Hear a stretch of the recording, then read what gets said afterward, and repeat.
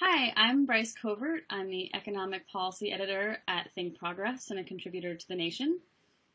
And I'm Kay Steiger, an associate editor at Talking Points Memo, and I'm really excited to talk to you today, Bryce. I am too. I apologize if my hair is like fading a little and less gingery than normal, but this is the blogging gingers, It so it is the blogging gingers. Yeah, I mean, I apologize if my hair is windswept since the debate raging on the internet today is would you rather be too hot or too cold? The debate that's capturing our generation. yeah. Are you too cold? You grew up where it's cold, right? Yeah, I grew up in Minnesota, so the idea that it's worse to be too cold is laughable to me, I think. Well, here's our first disagreement because I would much rather be too warm. Even though I grew up in New York, I just don't like it very much. So I haven't really left my house today. That's fair. Yeah, I mean, when I came to DC, I was like, really, guys, it's not that cold. I mean, it gets much worse, you realize. Yeah, well, right now, your hometown must be like really, really, really cold, right? Yeah, I think it was wind chill is kind of like a fake measurement of temperature, but it was definitely in the negative double digits today. Wow, So, that's intense. That's really intense. yep. Well, let's go ahead and talk about Senator Kirsten Gillibrand. Kirsten Gillibrand, I Yeah, think. I think she's possibly the most profiled senator of 2013. Yeah. Yeah, she's like the new exciting person to talk about. I mean, obviously, Elizabeth Warren is still, the progressive hope, and everybody wants to talk about her versus Hillary. But I feel like there's this undercurrent of Gillibrand chatter that's been going on pretty steadily. Yeah, since like the end of the year last year. What do you think about? I feel like every single profile of her, I mean, most notably the one in the New Yorker, but every single one is like, she's a mom, but she's also a senator. Isn't that crazy? Yeah, that's still apparently like really crazy, even though we've had lots of dads in the Senate for however long. The fact that a mom is there is like, whoa. Although, I mean, I think that to some extent, this is coming from her a little bit. I do think she's one of those politicians, and I think a lot of women politicians do this, where, like it's like mother, wife, politician. If they have to write a bio, that's the order of the way Mm-hmm. things come. Yeah, Um, it's still really unpopular for women to say my career comes first, and right. I also have a family. Right. They're like, I define myself as a mom. Like Patty Murray does this a lot. I think she's a grandma now, so she'll talk about being a grandma, but she'll be like, I'm just a silly old grandma in like running shoes, and also I like control the budget. Yeah. That's always like the second point in Yeah, her own bio. completely. I mean, and part of me is like, that's kind of awesome. Like, part of me is like, yeah, Gillibrand, you put your kid with crayons in front of a meeting while you're having a meeting with Harry Reid. You do that. Right. Just Right. because it's like kind of awesome to like have all these sort of old white guys be confronted with, in a very, very personal way with, the needs of working moms. But at the same time, it's kind of like, all right, does this profile also need to point out that she's a mom with small children? Right. It's the like, can she do it all vibe that I think is a little bit frustrating. It's like, yeah, she can. Like, how many parents have done it all in the Senate? Lots of parents have done it all in the Senate. Right. And they also, I actually haven't read the New Yorker one, but a lot of them, and I think was it the New York Times who got in trouble for this, or maybe it was NPR, called her like cute and bubbly or something. Oh Like yeah, the something very NPR. Yeah. diminutive. Yeah. I feel like I mean, she's a pretty woman. Like she's young. Hmm. She's blonde. So I feel like I don't know. People can't stop themselves from talking about her appearance very high up in their profiles. Yeah, and also I'm always wondering where is her husband? He works in financial services, but he makes absolutely no entrance in these like conversations about how she's a parent, which drives me crazy. Yeah, he's just a silent participant, like non-participant, Mm-hmm. Yeah, bystander, non-entity at all. Yeah, I'd actually would read a profile of her husband, because, like, does he get stuck with the childcare, and how does he feel about that, or is he like super progressive and like super into it? Like, I'd be really curious to find out what her husband is like. Yeah, absolutely, absolutely. So the one thing that she really spearheaded this year, which I think maybe surprised some people, was that she moved the debate around military sexual assault much further to the left than I think a lot of people were anticipating.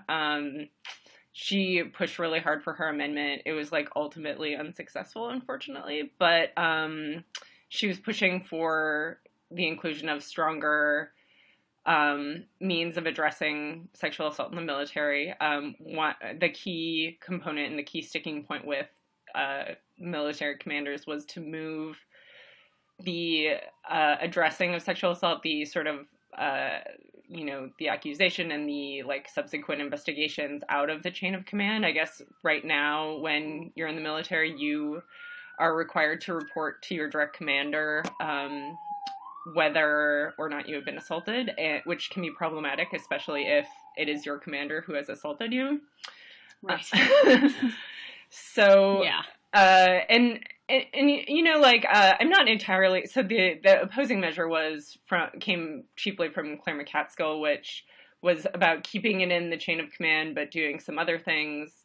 And, I'm not entirely unsympathetic to what McCaskill was trying to do. I think from her point of view, she's trying to work within the system, realizing that it would be really hard to move it outside the system. But, it was a little frustrating to see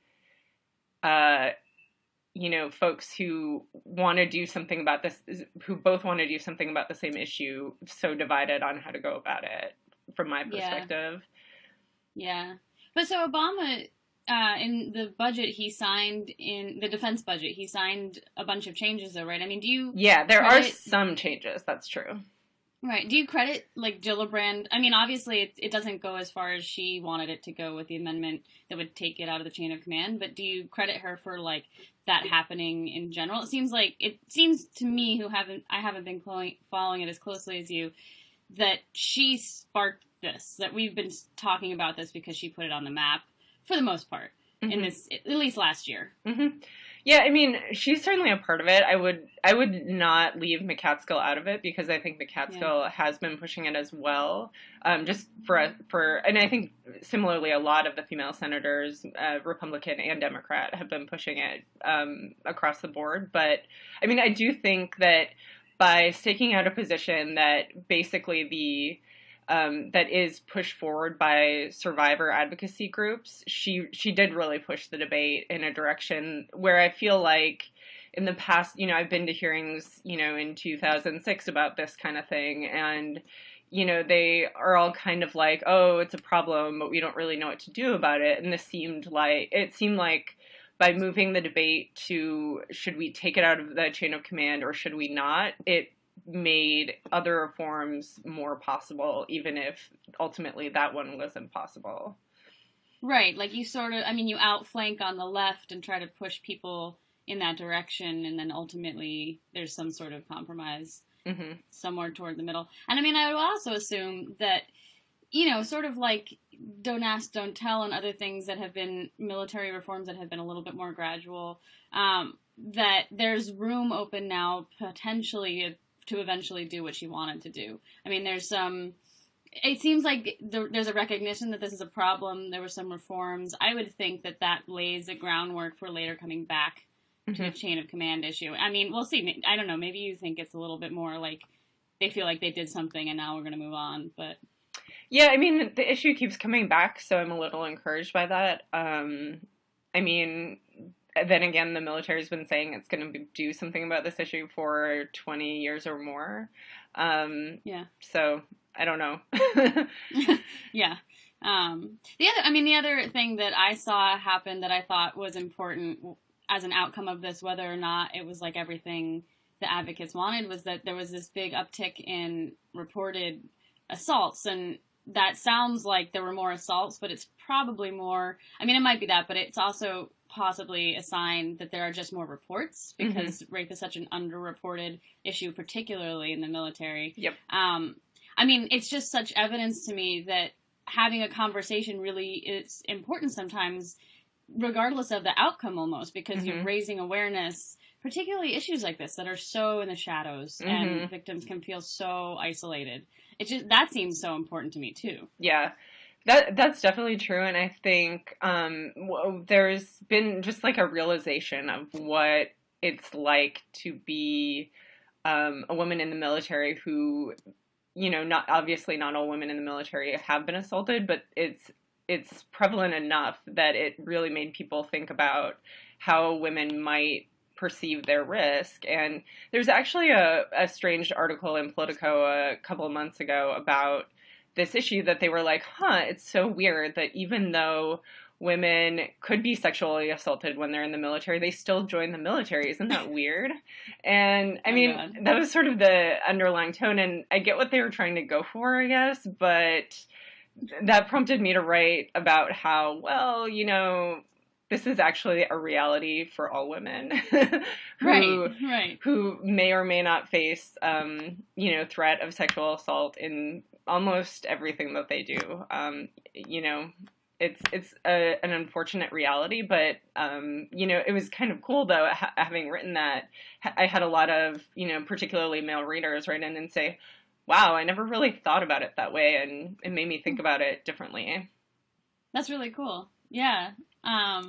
Yeah, that makes me think of Amanda Hess's new article in, is it Pacific Standard? Am I making Pacific that name Standard, up? yeah. Yeah, about women on the internet and her own experience with really intense, like, rape threats and death threats and stalking, and how the legal system is just not handling it. And a lot of people who are like, just get off the internet.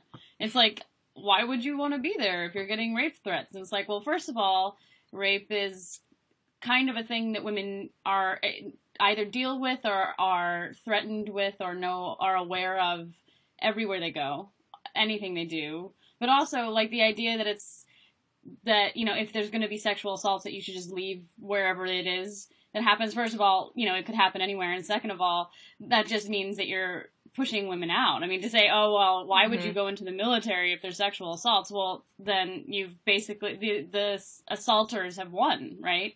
You know, then women aren't there anymore. And the same with the internet. I mean, then it just becomes a sea of men on the internet and women are silenced. It's such a weird reaction to me.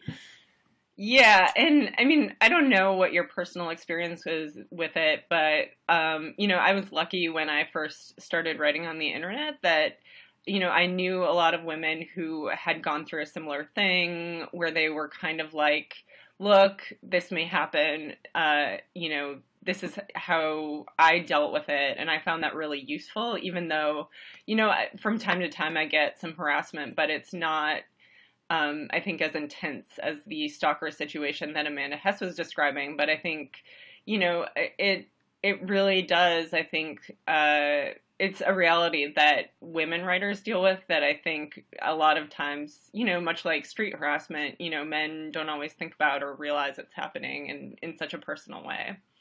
Right. I saw actually a lot of men tweeting Amanda's article and sort of saying like, wow, you got to read this. You got to find out what it's like. And a lot of women sort of being like, yeah, this is what it's like, you know. Although I just say personally, I really don't get a whole lot of it. I definitely get hate mail and people who don't like what I write, but I haven't gotten sort of the like really threatening stuff. And I always wonder if it's because I have a male name. And or I also write about economics, so maybe like trolls, those kinds of trolls aren't as attracted to what I write, you know, they're like looking for more female focused writing. But yeah, I you know, knock on wood now, of course, I'm opening myself up to it, but right. Yeah, I haven't gotten it. And there was like a study in her piece that said basically people who had female-like usernames were so much more likely to get this kind of vitriol targeted at them than people who had male usernames. So yeah. I may just be benefiting from that. Yeah, I know somebody her parents are both writers, and they gave her two sort of options when they named her, that she could go by her initials if she so chose as a byline if she wanted to be a writer, Huh. which I thought was really interesting, and like something that maybe only, like it's a little crazy, right? That that it would become worse for women in journalism, that women wouldn't want to use their real names, but Yeah. it's kind of something that apparently her parents were thinking about, and I guess applies to this situation too. Yeah, that's really interesting. And sort of sad that it would have to come to that, but an interesting like tool, right? Mhm. Mhm. Yeah. Um, so I wanted to talk a little bit about Gillibrand too, just in terms of talking about sort of her tactic of outflanking people on the left with the military sexual assault conversation. I think she's done a very similar thing when it's come to the work-family debate. And I was actually a little bit surprised to see it. I keep being surprised that lawmakers are talking about work-family policies right now, Mhm. and I guess I should stop being surprised, but it was not a thing anyone talked about or wanted to touch for so long. Mhm. But she recently put forward her 5-point plan, and so the 5 points are family leave, and she put forward a bill before the new year, sometime toward the end of December, minimum wage increase, more affordable child care, as well as expanding pre-K access, and then addressing the gender wage gap. And she suggests passing the Paycheck Fairness Act. And what's interesting about it is, to me, is not only that she took these issues on and felt like it was a political winner, which I think, like I said, is sort of kind of a new thing, but also that these things were put together in a package, particularly the minimum wage increase, sort of a more holistic picture of what challenges are facing women. It's not just paid family leave, or it's not just the wage gap. It's like all mixed in together. And I Mhm. think I really like this approach because all of it connects to each other. Like there Mhm. are studies that when women take paid leave and come back to their jobs, they have higher earnings, so that helps the wage gap. When men take paid leave, they're more committed parents, so they might chip in with childcare. Like they all sort of have these effects. The minimum wage increase would help to close the gender wage gap. So I really liked this package. It's not like it's going anywhere, so it's kind of, That's I a mean, probably frustrating thing. right. Like we can get really excited about it, and it's not. She and Rosa DeLauro introduced the Family Act, which is paid family leave, and I don't think anything else is going to happen within the next year. Yeah. Um, but if it's like the military sexual assault stuff, perhaps even more sort of goal setting. Framing a conversation. She's not someone who's, I think, been out there as like a liberal firebrand by any means. She's much more of a practical Democrat, I would say. But Mhm. this is a very idealistic package. So it seems like she's trying to sort of shape the debate on these topics. Yeah, I was particularly encouraged by opening up the discussion on childcare, just because I think it's so important, and, something that, also men have to deal with. A friend of mine does early childhood education research, and she was telling me about how I think something like a third of all children are just in some kind of informal care, and that means basically either parents doing some kind of split shift situation, or grandparents or neighbors, or some kind of informal, like somebody is watching their kids too in addition to their own. And I think that just goes to show how necessary it is for so many working parents. Yeah, the cost is crazy. It keeps rising, and right now in every state, it costs more to send a kid to childcare than it does to pay median rent or to buy what the average family spends on food, Hmm. which is crazy, right? And in some states, it costs as much or more than sending your kid to public university, to Yeah. sending them to college. And we don't do a whole lot to help parents pay for it. There's subsidies for low income parents, but they've really been starved. I don't think they really meet a whole lot of need. There's Head Start, which does meet need, but it's also been starved. And then everybody else is just kind of on their own. Mm-hmm. It's really like a wild west of like, you're just gonna pull yourself up by your bootstraps and find a way to make it work, or you're not. And I personally know a lot of people who have moved home closer to their parents because that's like free childcare, Absolutely. which is great for them. But for someone like me, for instance, my mom just moved to Miami, and I don't plan to move to Miami. Right. You know, it's like it's a kind of a scary proposition. Absolutely. And, you know, it becomes about trade-offs. When childcare is so expensive, then you get a lot of folks somewhere in the middle where, you know, they're not the sole income provider for their family, you know, like a low-income single mom might be, and they're not at the high-end, high earnings power. So then they actually are making that calculation, like, is it worth it for me to pay for childcare, or should I not work? And I think the calculations, while I think I tend to decide that, you know, we should do everything we can to keep as many people in the workforce as we can, you know, I think there are a lot of people who are making that very shrewd calculation that, you know, is kind of unfortunate that they have to. Yeah, and the people who end up coming to the conclusion that they should drop out is almost always the woman, right? I mean, Right. part of it is the gender wage gap. It's very likely that a woman's going to be earning less than her husband, so she's the one who should give up her income. But it also just sort of defaults to women in that conversation. Right. And a colleague once pointed out, like, we're actually framing this wrong. Like, it would be much better for parents to be thinking about it as pooling their incomes and then saying, out of those pooled incomes, what can we afford to spend on childcare, rather than equating just one person, you know, saying, well, it's always going to be either mom or childcare, and making it be this direct trade-off. But, you know, I mean, it's still, that's the equation that a lot of people set up, and I have friends who have gone that way too, and who have stopped working, because it literally would have, their paycheck would have been the exact same as what they would have spent on childcare. And they just decided they'd rather be home with their kid. But it perpetuates this problem where women then end up not in the workforce. Even if it's for a little bit of time, that's going to make it really hard for them to re-enter the workforce and to make as much money as they did. It helps contribute to the gender wage gap. It helps contribute to the fact that women have a harder time reaching leadership positions because you're sort of set back by however many years, if not sort of more mentally in the eyes of whoever you're trying to get reemployed with. I think it has really big problems, and it's just this calculation that people are doing that sort of ripples later into their lives. Absolutely. You're talking about future earnings too. So, I mean, I'm curious, you've been doing more research into other countries that have more supportive, you know, paternity leave policies and maternity leave policies. What have you been finding when you look into that stuff? Well, what I think is really interesting about paternity leave is it's one of those policies that really, I think, shapes culture pretty directly when it's paid. Paid paternity leave in other countries, and this is also true, people have studied California's system because California has had paid family leave for a while.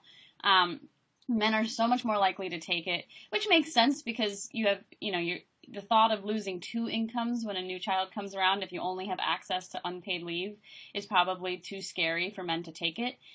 So if they're going to get some income coming in, then that's a little bit easier for the family to weather.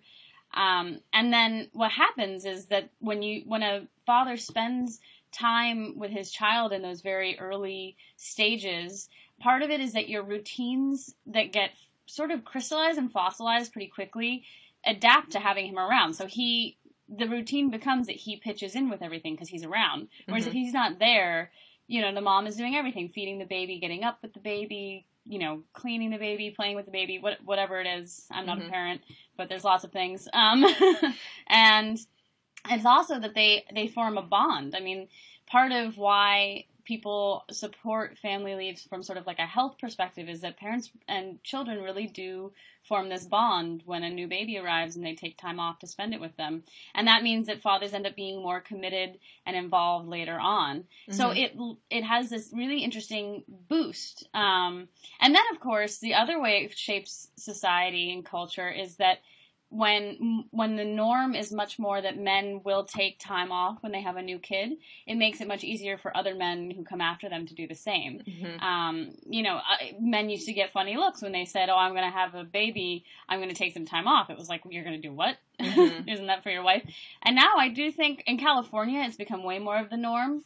I think even in other places that don't have, paid family leave laws, but some companies offer it, it's become very just natural. And that changes the way we think of the parenting dynamic and the parenting duties.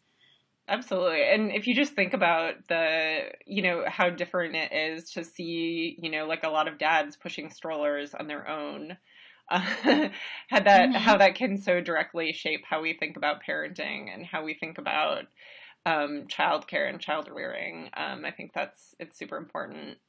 Yeah, it's just it changes things so drastically, but it's just this little prod almost, because it's not in California, it's not required, right? It's just offered, and it's still had this impact. I think some countries have designed it so that families lose time off if men don't take some of it, and so there's this incentive to take it, and the effects are even stronger. But you don't have to do it that way. Even just offering paid leave. Right, and California does it through a social insurance program, right, where everyone pays into it, and then you can take it at some point.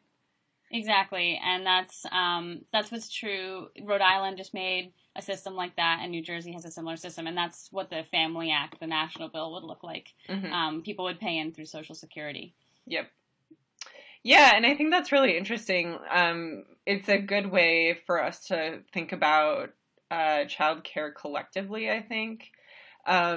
Just because I feel like, maybe the young person in their 20s in the office feels put upon because they have to pick up the work of somebody who's out on leave, right? But if you think about childcare and family leave as not, something that is a benefit to that one person, but as a benefit to everybody, that, you had to be cared for at one point. You will probably have to care for either an elderly parent or a child at some point in your life. These are things that basically affect everyone. So if you think about it in the, I guess, collective sense, which should make me sound like a socialist, but to think about it in more of that, we're doing this for everybody kind of way to think about it. Definitely. And I think also what the potential that could have too is if younger workers who don't have kids yet see it more as a collective benefit that they will someday get, kind of the way we look at Social Security. You're paying into it now. You're not retired, but someday you will want that money to come back to you. Then I think it has the potential maybe to make younger people aware of it and part of the work-family movement. I think one really big hurdle that the work-family movement has is that people don't tend to be radicalized until they have a kid. And then they have a kid and it's young for, 5 or 6 years, and then they go to public school and it sort of fades off. Right. And that's like a really short window in which to organize people. So if you get younger people who aren't parents yet but can start thinking of themselves as either parents to be, or like you said, like caretakers to be, taking care of a sibling or an elderly parent, it will probably happen to a lot of us at some point. Thinking of yourself that way makes you want to join the movement to make sure that when you get there, you will have something to support you. And I think that helps build a stronger movement, potentially. Yeah, I mean, it's all part of the social safety net, so. Yeah. Awesome. So, I'm glad we solved that. I'm glad we solved work-life balance. Yeah, it's good and done. Do you want to solve marriage now? Because we're going to talk a little bit about marriage. It's true. Well, I think we should start by talking about the piece that you wrote for TPM Cafe a little while back. Yeah, so there was a little bit of a feminist blogosphere kerfuffle over a piece that Tracy Clark-Forey wrote at Salon about basically. It was a personal essay about how she started out saying she was going to issue all these sort of traditional things as she was getting married, and then ended up buying Spanx and expensive makeup and made these funny compromises. And then it sparked a debate over whether you can have a feminist wedding at all, and if you do, what does that look like? And I think, on the one hand, I think the reason we talk about feminist weddings from time to time and want to have this debate is because it's something that touches people personally, and it's a sort of this window into, feminist politics and talking about patriarchal structures. Mm-hmm. But my argument was, when we think about it big picture wise, whether or not Tracy wore Spanx on her wedding day actually doesn't impact a whole lot of other people. And that there are other things that end up having bigger ripple effects that have to do with marriage, i.e. your marriage, and whether or not it ends up being egalitarian. I mean, there's ways in which the setup of your own personal marriage impacts a lot of how, it comes into the workplace with you, and like we were just talking about, the sort of childcare equation, it can impact whether or not you're the one who stays home as a woman, or if you share things more equally if you have a husband. And also it can impact people's attitudes about their coworkers. There's like a study that men who have more traditional setups at home, where their wives stay home and take care of the traditional duties, have a more negative outlook of women in the workplace. So it really does have more implication than just, like what undergarments you're wearing under your white dress. Yeah. And I just think it's really hard. I think that, it's hard to have a feminist wedding. There's a lot of pressures to resist, but I think it's much harder to have a feminist marriage, because that's an entire society coming together and trying to tell you what it should look like. Whereas your wedding, it's society, but it's also like mostly you're just fighting off your parents, right? Yeah, I would totally agree. And I think there's lots of data out there about, how much more free time men have, whether they're parents or not parents. Women just spend a lot more time doing household tasks, and that, I think, can be one of the hardest things about, starting a relationship in which you're sort of cohabitating and partnered is, negotiating those very, very concrete ways that you divide your time. And, I know we've talked about this before, but, it can be just really stressful when you identify maybe as a feminist, or you may not use that word, but you at least think, this marriage should be equal. We should put in equal time. But, those patterns are so hard to resist, and they develop almost without you noticing. And it can be frustrating and really difficult to negotiate on a personal level, I think. Yeah, I think that I think that a lot of progressive people of all genders go into marriage assuming that because they're progressive and feminist, they want it and therefore it will be, in terms of, a equal relationship. And I think it takes a lot of work, because you're basically breaking down like habits and structures and expectations that you come in with that are very, like, you don't even know you have them. They're very firm usually. And it's a really hard thing to negotiate.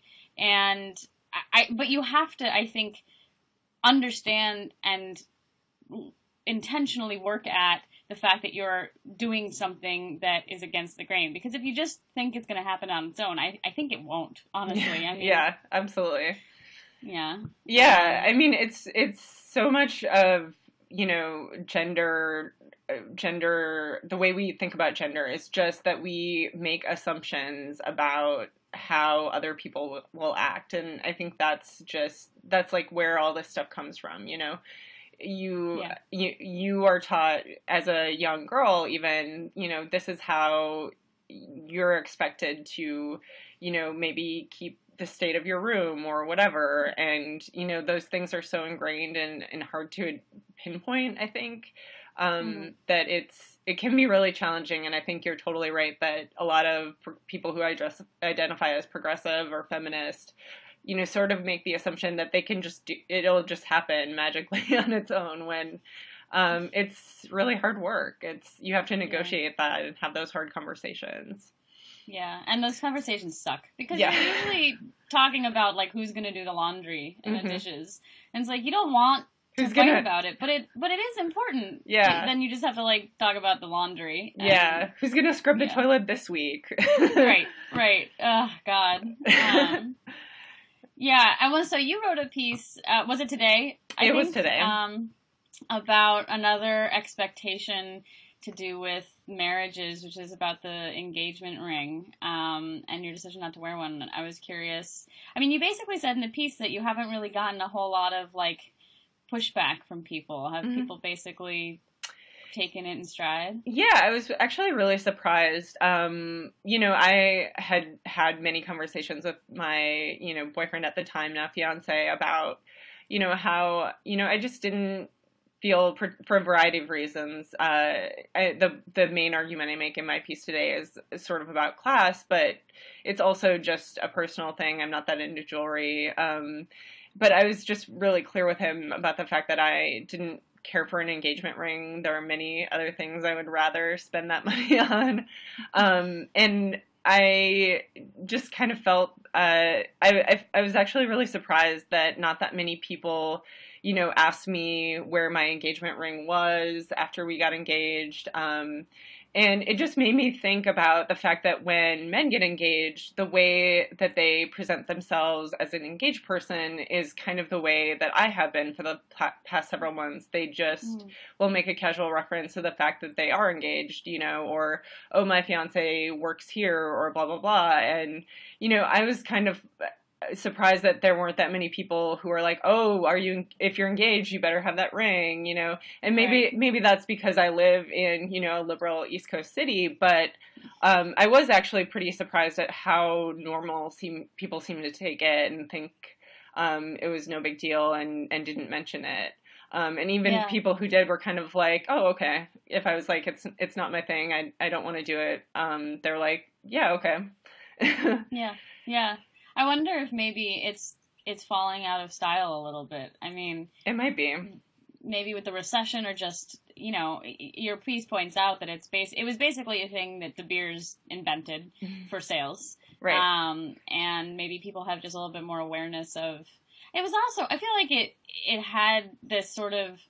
You point out that it was like this down payment thing where, like, it was a down payment on marriage because a woman was expecting to be supported financially. So if, that was undone, then she was left without any money. But it also, to me, I've always imagined it as like a man sort of putting his claim on someone, almost like a brand, but obviously not that terrible. But sort of just like, that one's mine, I put a ring on it, Right. And I think that that's not how a lot of relationships work anymore on both sides. Like, it's usually not, well, typically I think more and more it's not about money and a man supporting a woman. It's more about coming together and pooling your money. There's so many more dual income families now. And I think the idea of a man owning his wife is just not something that really makes sense for a lot of people anymore, even though that's kind of where marriage comes from. Although more common than you probably would think. Yeah, that's true. And I live in an East Coast liberal city too, I'll admit. So yeah. And just one other point I wanted to make about it was just that, part of what made me think about this was my personal frustration at how expensive weddings are, sort of, and engagement rings and kind of all the stuff that goes with it. And just kind of looking at declining marriage rates among sort of lower class people. And, it's hard to say that one is causing the other, obviously. Like, there are lots of reasons that go into those things. But I do get the sense, I've talked to a few people anecdotally that they view, because we have built weddings and engagement rings and all this stuff up as so ingrained in the culture, there is sort of a sense of like, well, that's beyond me. I can't afford to do it, so I'm not going to. And that's the part that I think is really too bad about sort of the direction that these things are going in terms of cost. As I point out, even the median cost of a wedding is more than a full-time minimum wage person makes in a whole year. So I think at some level, and you obviously don't have to spend that much, but I think the pressure is certainly there. Absolutely. And so I, like, full disclosure, I'm wearing an engagement ring. I'm also engaged. Yeah. And I think I I had always said I wasn't going to, and then my grandmother offered it to me. It's a family heirloom, and I liked the idea, and I said, why not? And so I put it on, and I haven't really been bothered by it too much, but I think the one thing that has made me feel uncomfortable is the ostentatiousness of engagement rings, and how, people want to show it off, and they want to look at it, and they want the whole world to see it, and it's all about how big is your diamond, and how many other diamonds are next to it, and whatever, and that's the part that always made me uncomfortable. Like, I don't mind wearing it, and I like it, but when I like find myself almost covering it up when I'm out, because I don't want it to look like I want everyone to see it, because I think that's right. sort of the way a lot of people operate, and that's what bothers me a little bit, is it's the social pressure. It's like, well, my ring is bigger than yours, I have to one up you. I think that's what fuels the like wedding industrial complex and this need to have these crazy expensive weddings. I mean, some people just would do it anyways, but I think there's this like increasing pressure on people to like pull out all the stops and have something really amazing and large and expensive, and I think that's just like a peer pressure kind of thing. Yeah, I mean, I certainly have heard of folks who are their parents maybe are taking money out of their retirement savings to pay for a wedding. Couples who take out loans to pay for weddings. Wow. All these kinds of it happens, and I think if that's so prevalent that people feel the need to do that, it really sort of shows how much pressure there is to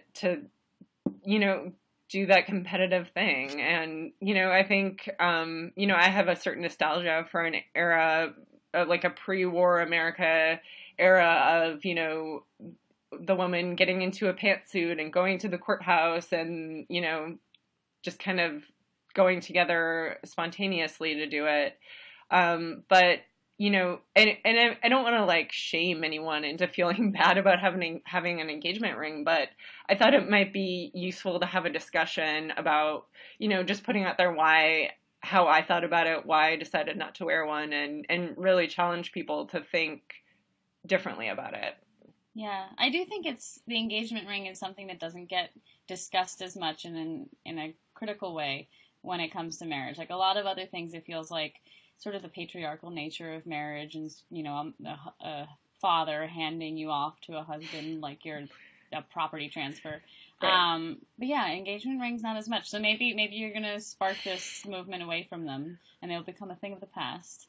We shall see. Although, as you pointed out, now we have gay marriage, and gay people are also not only getting one engagement ring, but two engagement rings. Yeah, often both double. Of them. Well, yeah. At least then it would be equal. Yeah. Right. I know actually a heterosexual couple where they both wore engagement rings, and I was like, oh, that's actually really sweet. If you're gonna do it, I like the idea of both of you wearing them. Right. That's kind of where I'm at. If I can't take down the idea of engagement rings altogether, as I might like to, I would at least want to move in a direction where it's shared, or somehow you both wear them and you both pick them out together, or something like that. Right. So you got an iPad, but was it an engagement iPad, or was it? It was not an engagement iPad. It was a birthday present. Oh, okay. Much more practical. Yes. iPads. Yeah. Engagement ring. Yes. Great. Awesome. Well, I think we've reached the end of our discussion. Yeah, thanks for setting this up. It's been fun to talk about all these different things with you. Yeah, thanks for the blogging gingers date, Bryce. Yeah, we should do it again sometime. Maybe we can get like a third ginger in here. Oh, man. All of the gingers. Yeah, totally. All right, well, stay warm. Yeah, you too. Okay, bye. Bye.